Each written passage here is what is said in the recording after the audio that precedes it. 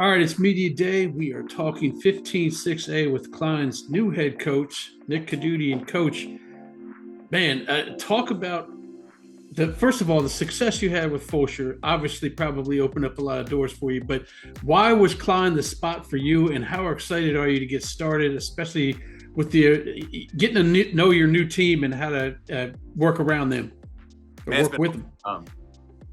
uh, it's been awesome. The kids are great. When you came in January and you made the transition, it's all about it's about getting people to buy into you and the culture and the things you're trying to do. Our 4 years at Fulshear were amazing, nothing short of amazing. And I felt it was time. Being close to the north side feels like home, especially when we were in the Tomball area. My daughters have friends up there, and so. For me, it really was it was a family move, and it was a situation where I needed to plant roots. My daughters are 12 and 9, and so my time in Folch was awesome, and I couldn't be any more happy for what it was. But Klein is a special place; it's a special area, and to be honest with you, I've thought for almost a decade that it's a sleeping giant. Well, it looks like you brought up the word giant, and when you walk into that locker room, the first thing you probably see is that giant of an offensive lineman and Nicholas Robertson heading up to Texas. And it's not just him. You got Reed Willis there as well. It's got to be good while you're trying to decipher through what you have offensively to know you have such beasts on the offensive line. Talk about how excited you are about at least those guys. When I first walked in the door, you don't really realize how big some of these kids are until you meet them for the first time. And the first time I walked up to Nick and looked up at him, I was like, oh, okay, we're gonna be all right. But then you proceed to look at the rest of them, and you look up at pretty much all of them, and you're like, "Whoa, this isn't so bad after all," I was, there's a funny story. I had a coach come to a practice the last Thanksgiving at Fulshear, and he was asking, he's like, "Man, his practice is great, man. When's the varsity O line coming out?" I said, "Hey, this is them, buddy." So it's a change of pace, and so now let's try to figure out what we can do with the talent we have. And Nick is a special player, right? University of Texas doesn't make mistakes very often, so I'm going to go ahead and say they probably saw something in him that hopefully it works out for us. Absolutely. And it's not like the cupboard was completely empty. You have an experienced quarterback. You got EJ coming back at running back.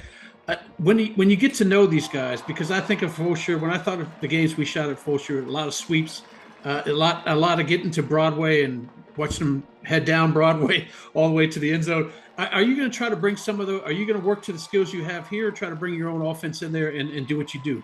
Yeah, it really, I think you change your offense based on the kids that you have.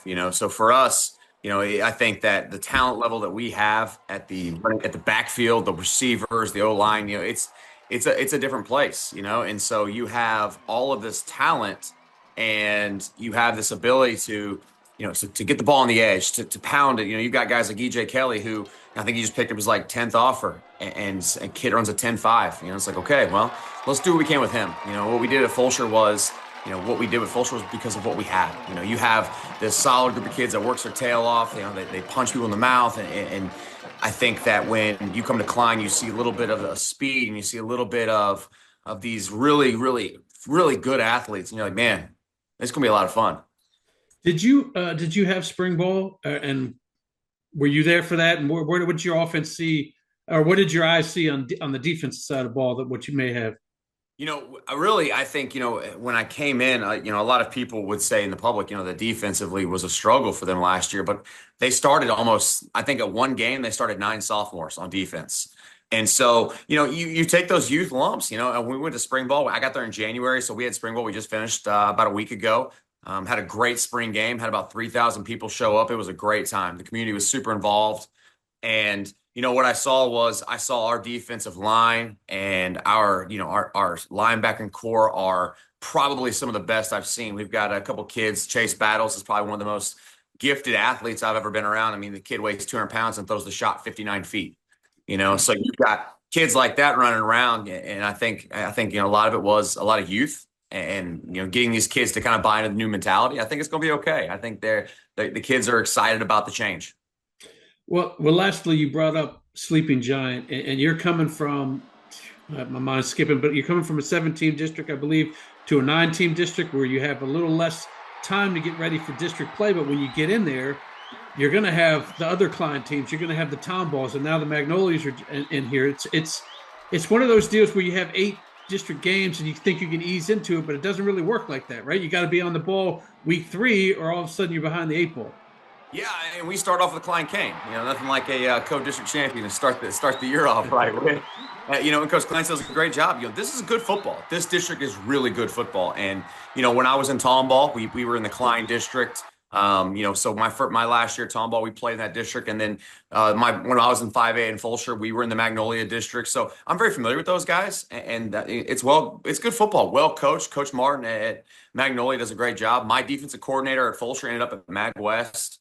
I've known Coach Handel at Tomball for 10 years, and I'm excited. I really am excited for the challenge, and I think the last time Klein made the playoffs was 2018. So we're going to try to change that this year.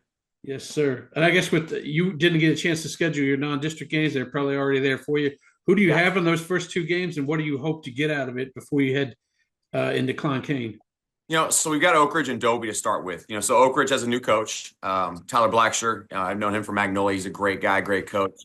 He actually brought my assistant offensive coordinator my first couple of years at Fulshear with him. So it's gonna be a lot of family talk. A lot of familiarity in that first game, and then we've got Dobie after that. And Coach Fitz. I've known Coach Fitz for a long time, and he's done a great job. And he's bringing the wing tee back to the east side. So it's going to be fun. Those first 2 games is about finding out who you are. I think no matter how versed you are, and no matter how much of a veteran you are in a program, when you roll in that first couple games, you try to figure out who you are pretty quick. And when you have a 9-team district, especially one like we're in, you've got to figure it out pretty quick, or you're going to be scratching your head about week 5 going, oh boy, I hope I can make the playoffs. Absolutely. Absolutely. Well, your enthusiasm's got us hyped up for some Bearcat football. So I appreciate you joining us, and we will see you in August. Awesome. Appreciate it, brother. Thanks.